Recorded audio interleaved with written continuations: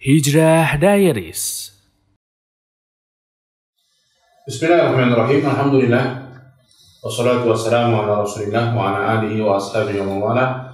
Wala haula wala quwata illa billahi amma ba'du. Sobat hijrah yang dirahmati Allah Subhanahu wa taala. Pembahasan kita kali ini adalah bahasan tentang adab-adab syar'iyyah yang perlu senantiasa diperhatikan oleh seorang muslim. Pembahasan kita dari kitab Durusun Muhimmah ini yang ditulis oleh Syekh Abdul Aziz bin Abdullah bin Baz rahimahullahu ta'ala. Kata beliau rahimahullah, at-ta'addub bil adabil islamiyah. Di antara hal yang mesti diperhatikan oleh seorang muslim adalah beradab dengan adab-adab Islam. Beliau memberikan contoh at-ta'addub bil adab islamiyah minha, beradab dengan adab-adab Islam, di antaranya as-salam, mengucapkan salam, wal bisyashah, wajah yang berseri-seri, wal aqlu bil yamin wasyurbu biha, makan dengan tangan kanan, minum juga dengan tangan kanan, wal tasmiyatu indal ibtida, wal hamdu indal faragh, dan mulai makan dengan bismillah, selesai makan dengan alhamdulillah, wal hamdu ba'dal utas, kemudian mengucapkan alhamdulillah setelah bersin, wa tashmitul atis idza hamidallah, dan memberikan doa kepada orang yang bersin jika dia mengucapkan alhamdulillah, wa iyadatul marid, dan menjenguk orang sakit, wa tiba'ul janaiz lis salati wad daf, dan mengikuti jenazah untuk salat jenazah dan menguburkannya, wal adabu syar'iyyatu inda dukhulil masjid awil manzil wal khuruj minha, dan adab-adab syar'i ketika masuk ke masjid, keluar masjid, atau masuk ke rumah atau keluar dari rumah. Ini adalah beberapa adab-adab syariah, adab-adab sehari-hari yang perlu kita perhatikan bersama sebagaimana yang beliau tulis. Agama kita adalah agama yang sempurna, agama yang bukan hanya mengajarkan pada kita tentang akidah, tentang bagaimana Allah, bagaimana malaikatnya, bagaimana hari kiamat, tapi agama kita mengajarkan juga bagaimana kita beribadah kepada Allah Subhanahu wa taala, mengajarkan kepada kita syariah, dan agama kita mengajarkan kepada kita adab dan akhlak dan muamalah, sehingga seorang muslim menjadi orang yang terbaik dunia dan akhiratnya. Bagaimana mencontohkan atau mengikuti tuntunan Nabi Sallallahu Alaihi Wasallam. Di antaranya, sebagaimana beliau sampaikan, as-salam, salam, mengucapkan salam. Nabi Sallallahu Alaihi Wasallam bersabda dalam sebuah hadis, la tadkhulul jannata hatta tu'minu, kalian tidak akan masuk surga sampai kalian beriman, wa la tu'minu hatta tahabbu, dan kalian tidak akan beriman sampai kalian saling mencintai. Kalian tidak beriman dengan sempurna sampai kalian saling mencintai. Awala adullukum ala syai'in idza fa'altumuhu tahabbtum, kata Nabi SAW, maukah aku sampaikan kepada kalian, apabila kalian melakukannya niscaya kalian akan saling mencintai. Dengan saling mencintai iman sempurna, dengan iman sempurna masuk surga. Kata Nabi SAW apa? Afshus salam bainakum, sebarkan ucapan salam di antara kalian. Assalamualaikum, assalamualaikum warahmatullah, assalamualaikum warahmatullahi wabarakatuh. Sebarkan salam. Jangan kita ubah-ubah dengan salam-salam yang digunakan oleh orang-orang non-muslim.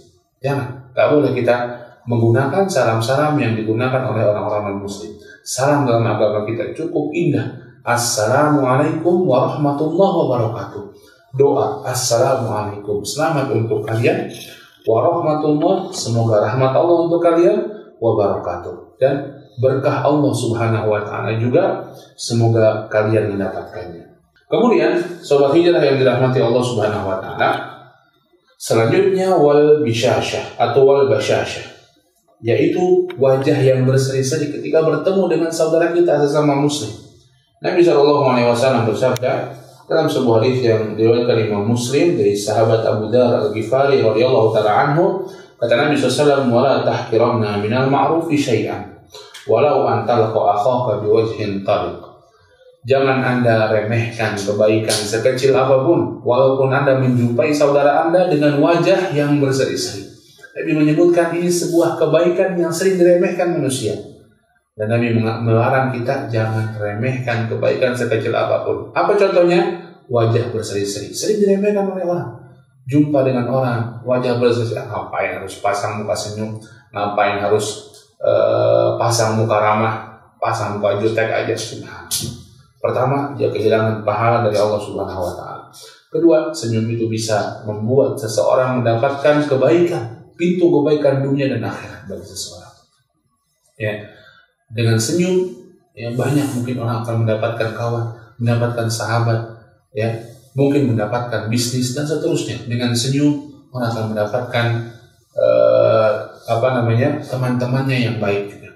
Ya. Dan Nabi mengatakan wala tahqiranna minal ma'rufi syai'an. Jangan remehkan kebaikan sekecil apapun juga. Karena boleh jadi kebaikan itu yang memasukkan seseorang ke dalam surga. Karena boleh jadi kebaikan itu yang terakhir dia lakukan setelah itu meninggal. Maka jangan sampai kita meremehkan kebaikan sekecil apapun juga. Kalau kita punya kesempatan, kalau kita punya kemampuan untuk melakukan sebuah kebaikan, lakukan. Jangan diremehkan. Boleh jadi itu yang membuat kita masuk surga. Boleh jadi itu kebaikan terakhir yang bisa kita lakukan. Wal aklu bil yamin wa syurbu biha. Makan dengan tangan kanan dan minum dengan tangan kanan. Ini juga sebuah adab Islam yang banyak orang melalaikan ini. Sama aja, tangan kanan, tangan kiri gak ada bedanya. Salah. Beda. Tangan kanan dengan tangan kiri beda. Tangan kanan difungsikan untuk yang berbeda, tangan kiri yang berbeda. Siapa yang mengajarkan? Nabi kita sallallahu alaihi wasallam. Agama kita yang mulia, Allah Subhanahu wa Ta'ala. Dan badan kita ini milik Allah. Maka pergunakan badan kita ini sesuai dengan aturan Allah Subhanahu wa Ta'ala. Dalam sebuah hadis, Nabi sallallahu alaihi wasallam menyebutkan, dalam hadis ini diriwayatkan oleh Al-Imam Muslim dari sahabat Abdullah bin Umar radhiyallahu ta'ala anhuma, kata Nabi SAW, asyaitanu ya'kulu bishimalihi wa yashrabu bishimalihi. Setan itu makan dengan tangan kiri, minum dengan tangan kiri, makan dengan tangan kiri. Maka jangan kita mengikuti langkah syaitan. Jangan kita mengikuti langkah syaitan. Makanlah dengan tangan kanan, minumlah dengan tangan kanan. Kecuali misalnya nggak bisa, tangan kanan saya lagi sakit nih, bisa kecelakaan, sudah darurat. Ini berbeda urusannya, berbeda masalahnya. Ya.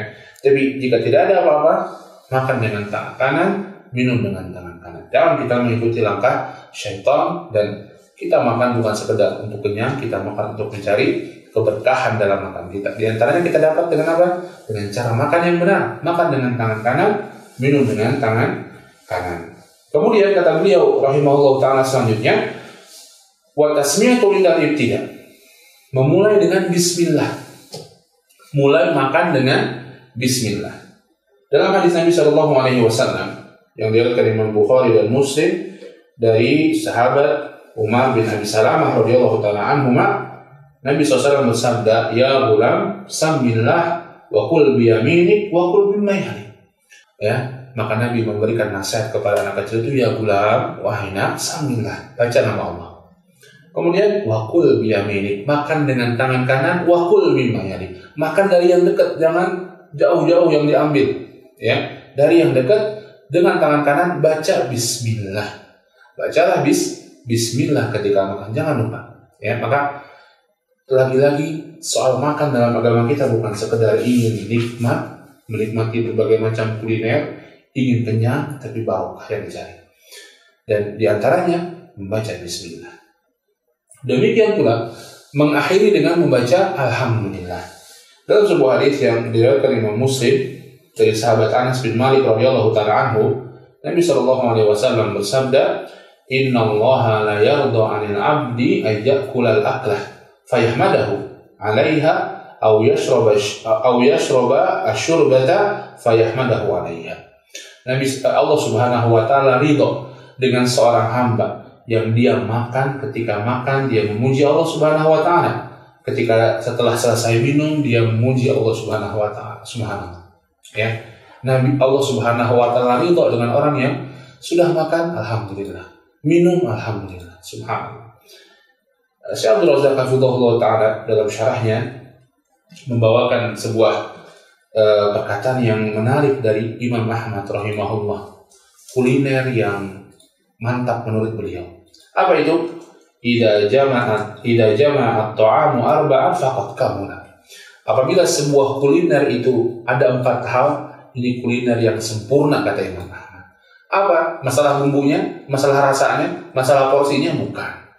Apa kata Imam Ahmad? Idza dzukira ismullah fi awwalihi. Kalau dari awal disebut nama Allah. 1. Yang kedua, wa humidallah fi akhirih. Alhamdulillah di akhirnya. 2. Wa kathurat alaihil aidi. Banyak tangan yang makan itu. Makannya bareng. Subhanallah. Yang keempat kata beliau, wa kana min hil. Dan makanan itu dari yang halal. Itu kuliner yang sempurna. Awalnya bismillah, diakhiri alhamdulillah, makan bareng-bareng, makanannya. Inilah makanan yang sempurna kata Imam Ahmad rahimahullah taala. Kemudian ada lain yang perlu diperhatikan adalah walhamdu ba'dal utas. Dan mengucap alhamdulillah setelah bersin, dan wa tasmitul atis idza hamidallah, dan mendoakan orang bersin jika dia memuji Allah Subhanahu wa taala. Dalam satu hadis Nabi sallallahu alaihi wasallam bersabda, "Innallaha yuhibbul utas." Allah Subhanahu wa taala itu suka bersin. Maksudnya mencintai orang yang bersin. Bukan Allah suka bersin, Allah yang bersin, bukan. Allah suka bersin, mencintai, menyukai orang yang bersin. Wa yakrahu tatha'ub, dan Allah membenci orang yang muak, ya. Fa idza aqasa fahamidallah fahaqqun ala kulli muslimin sami'ahu ayyushammitahu. Kalau ada orang yang bersin, dia mengucapkan alhamdulillah, maka orang yang dengarnya mesti untuk mendoakannya. Alhamdulillah, doanya apa? Yarhamukallah, ya. Kemudian orang yang bersin itu doakan lagi, yahdikumullah wa yuslihu balakum. Subhanallah. Gara-gara bersin aja disaring doa mendoakan satu dengan yang lainnya. Wa amma tatha'u fa inna ma huwa minasyaitan. Adapun menguap itu dari setan. Falyaruddahu mastata'a. Hendaklah dia menolaknya sebisa mungkin, menghindarkannya sebisa mungkin. Wa idza qalaha, kalau dia lagi nguap ngomong gitu. Kalau orang nguap biasanya begitu, dhahika minhu syaitan. Setan pun tertawa karena suara yang keluar dari dia tadi. Maka ini di antara adab bersin ucapkan alhamdulillah.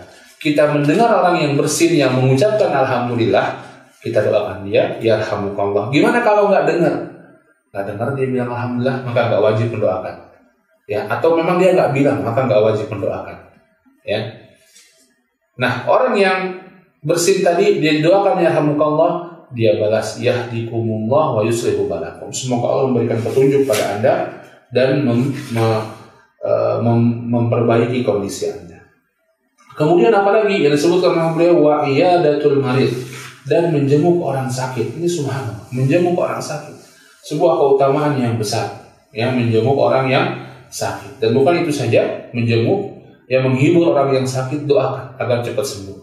Doakan agar Allah memberikan ampunan pada dia, syafaqallah tahurun insyaallah, semoga sembuh, semoga jadi pembersih, ya. Orang yang sakit terhibur hatinya apabila seseorang itu menjenguknya. Maka mendoakan orang yang atau menjenguk orang yang sakit ini di antara adab Islami yang perlu kita lakukan. Wabil khusus, ya, apabila itu mungkin saudara kita, kerabat kita, lebih besar lagi pahalanya di sisi Allah Subhanahu wa taala. Kemudian wattiba'u al-janaiz lis-salati wad-dafn. Mengikuti jenazah untuk mensolatkan dan menguburkannya. Ya.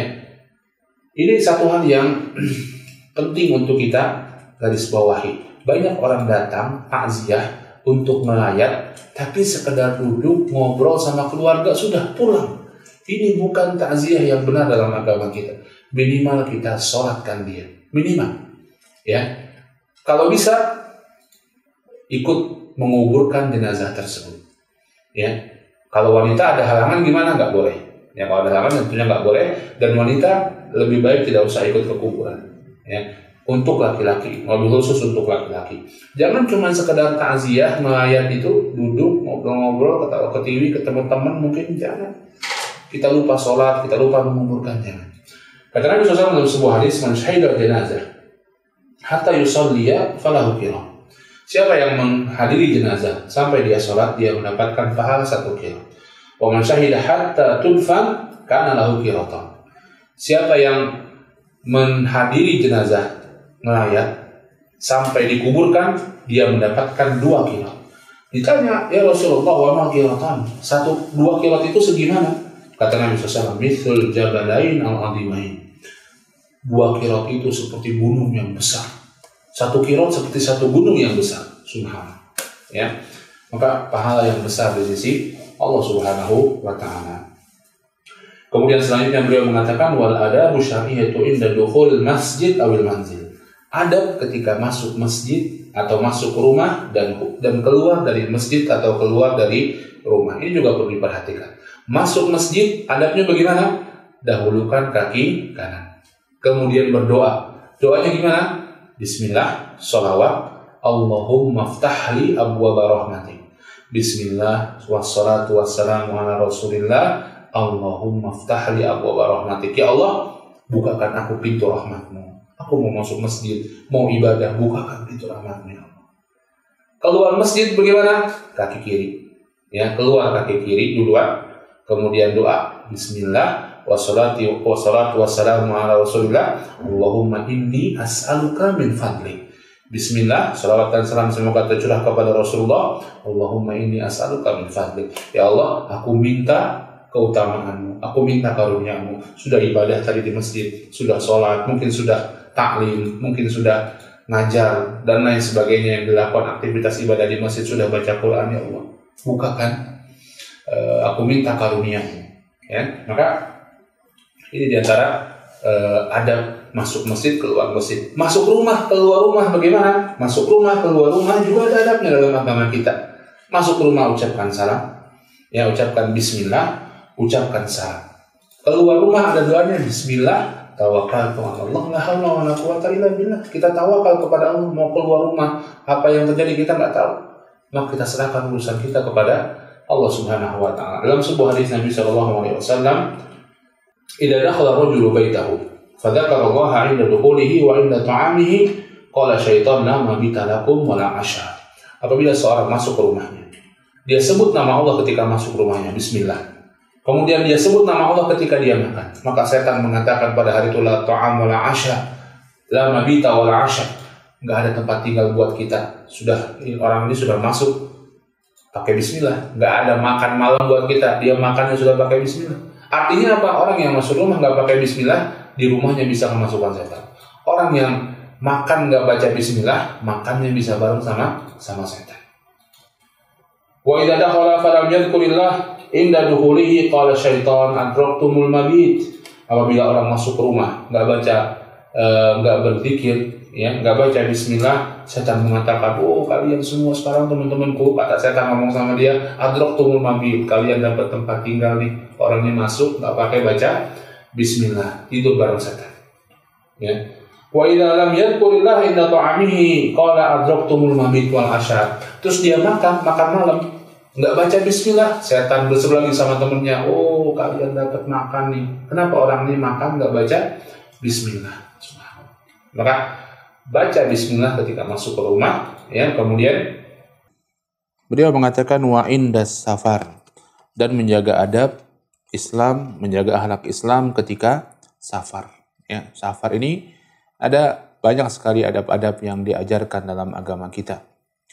Di antaranya yang cukup penting kita ketahui ketika safar ini terkait dengan sholat.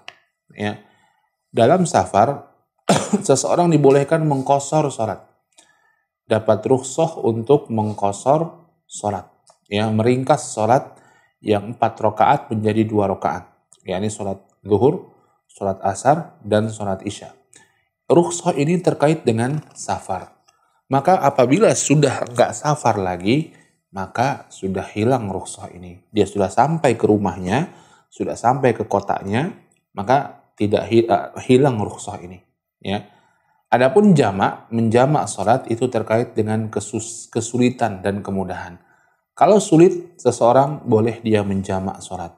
Sehingga dalam safar dan kemudian sulit, maka dia boleh menjamak dan mengqashar salatnya. Nah, kalau dia sudah kembali ke rumahnya, kembali ke kotanya, sudah enggak lagi nih, sudah tidak ada lagi safar, sudah tidak lagi disebut safar, maka tidak ada lagi keringanan untuk mengqashar sholat. Maka kalau dia misalnya keluar kota, kemudian sampai di kota dia, misalnya kotanya Bekasi misalnya, sampai di kota dia di Bekasi, malam-malam, ya, dia belum sholat isya di jalan tadi, maka dia sholat isyanya berapa rakaat? 4 rakaat. Tidak boleh sholat isya 2 rakaat. Kalau tadi dia mungkin dari Jogja ke Bekasi, di Jogja misalnya naik pesawat, dia masih boleh sholat isya 2 rakaat. Tapi kalau sudah sampai di Bekasi, dia sholat isyanya 4 rakaat. Karena di Bekasi sudah kota dia. Dia sudah bukan safar lagi ketika dia sampai ke Bekasi. Kemudian kata beliau rahimahullah ta'ala, wa ma'al walidain. Dan menjaga adab-adab dan akhlak dengan kedua orang tua. Subhanallah. Ini yang paling besar. Adab yang paling besar ya kepada manusia ya adalah kepada kedua orang tua. Karena sebab mereka kita ada.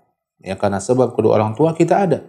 Mereka mendidik kita, merawat kita, ya, kemudian melahirkan kita, ibu kita, menyusui kita, dan seterusnya. Maka Allah Subhanahu wa taala dalam ayat Al-Qur'an seringkali menyebutkan kewajiban berbakti kepada kedua orang tua ini setelah kewajiban taat kepada Allah Subhanahu wa taala.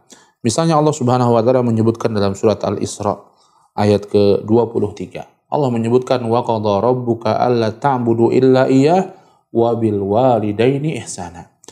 Dan Allah Subhanahu wa taala mewajibkan kepada kalian semua untuk tidak menyembah kecuali kepada Allah, wa bil walidaini ihsana, dan kemudian berbakti kepada kedua orang tua. Subhanallah. Ya, hak mereka besar atas kita. Ya. Dalam ayat lain Allah Subhanahu wa taala atau dalam kelanjutan ayat ini Allah Subhanahu wa taala melanjutkan di antara contoh adabnya, imma yablughanna indakal kibara ahaduhuma aw kilahuma fala taqul lahumā uff wa la tanharhuma wa qul lahumā qawlan karīmā. Boleh jadi salah satu di antara keduanya, bapak kita atau ibu kita atau keduanya, bapak dan ibu kita, hidup dengan kita ketika mereka sudah tua. Maka kata Allah Subhanahu wa taala, fala taqul lahumā uff. Kalau kondisi seperti ini, fala taqul lahumā uff. Jangan katakan kepada keduanya uff. Gitu. Itu perkataan yang paling ringan untuk sesuatu yang menunjukkan hal yang negatif. Gitu kalau kita ya. Fala taqul lahumā uff wa la tanharhumā. Apalagi jangan kalian menghardik keduanya. Wa qul lahumā qawlan karīmā. Dan ucapkan kepada keduanya perkataan-perkataan yang mulia, perkataan-perkataan yang baik. Subhanallah. Kalau orang tua kita sudah wafat, jangan lupa untuk kita banyak-banyak mendoakan mereka. Di waktu sujud kita, di antara adzan dan iqamah, ketika hujan, dan lain-lain sebagainya, di mana dikabulkannya doa itu lebih, tempat-tempat atau waktu-waktu dikabulkannya doa. Jangan lupa doakan mereka. Kemudian berbuat baik kepada teman-teman mereka, teman-teman dekat mereka, sahabat mereka, yang dahulu dekat dengan mereka, baik dengan mereka. Ini diantara bentuk perbuatan berbakti kepada kedua orang tua. Kemudian beliau mengatakan wal aqarib.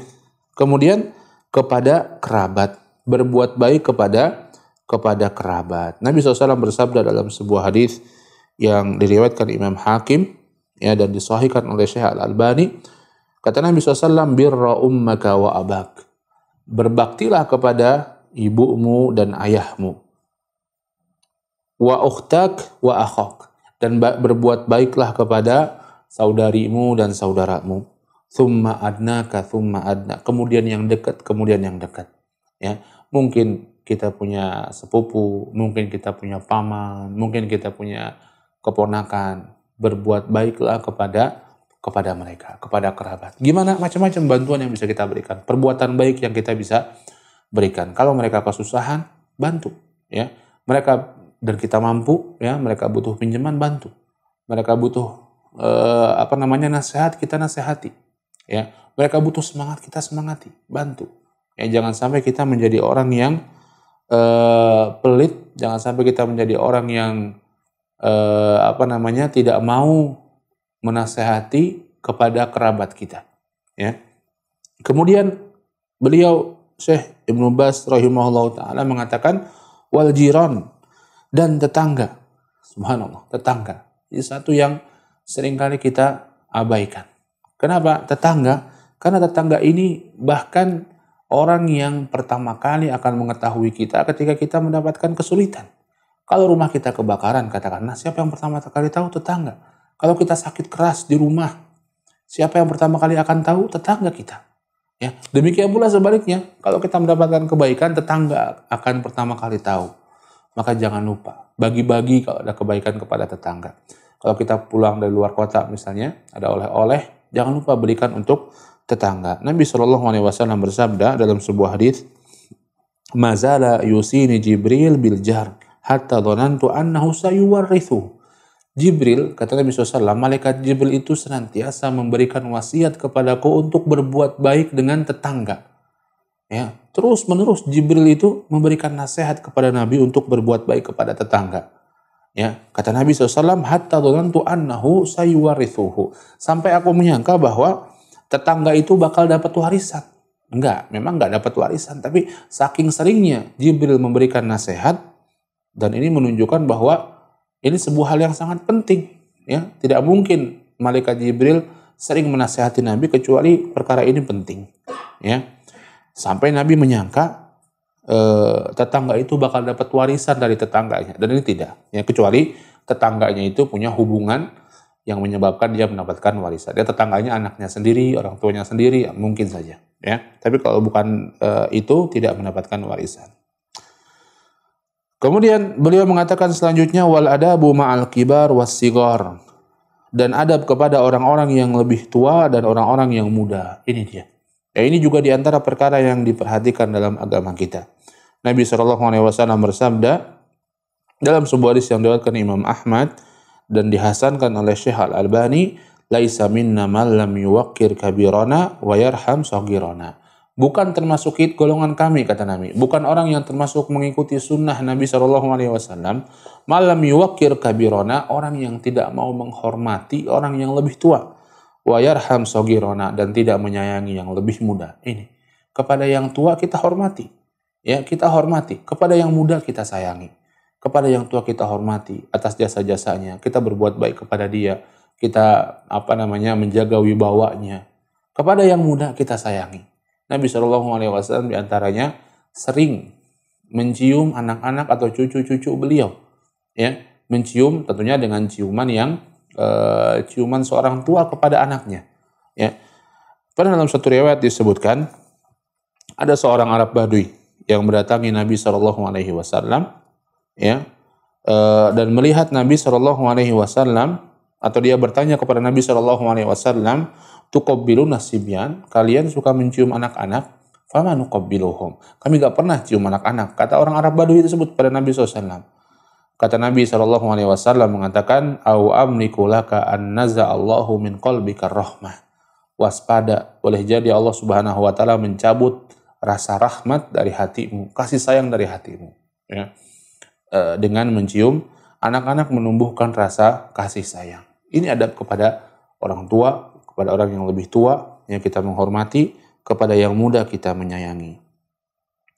Beliau Syekh bin Baz rahimahullah melanjutkan, wa tahni'atu bil maulud, memberikan doa kepada orang yang baru lahir.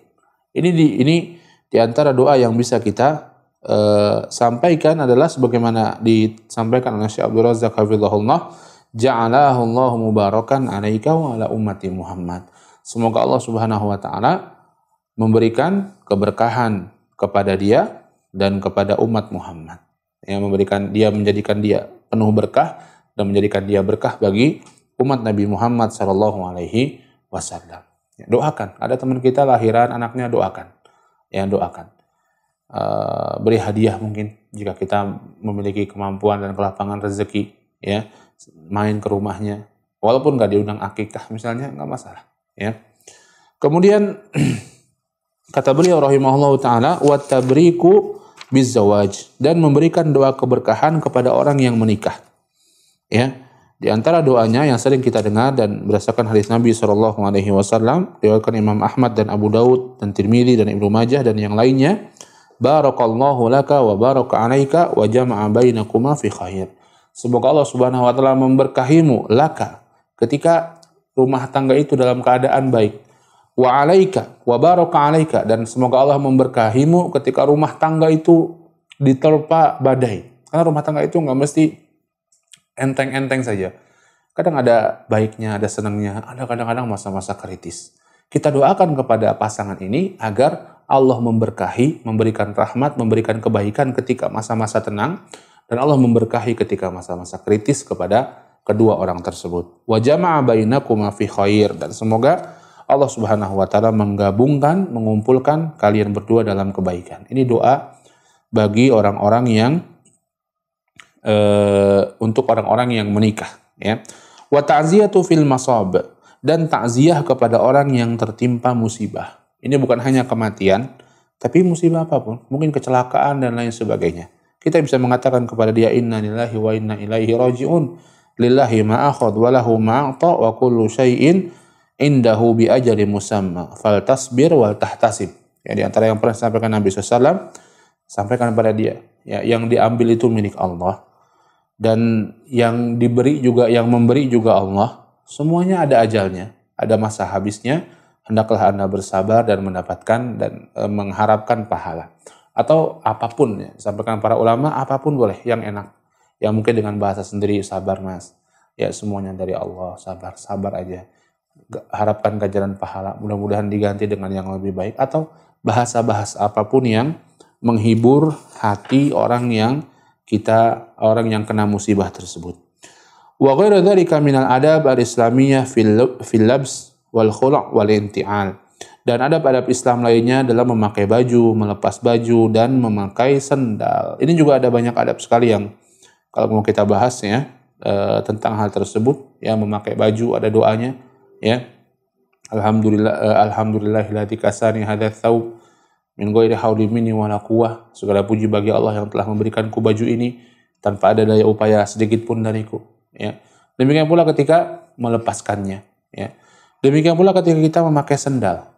Pakai dari kaki kanan dulu baru kaki kiri di antaranya. Di antara adab yang lainnya adalah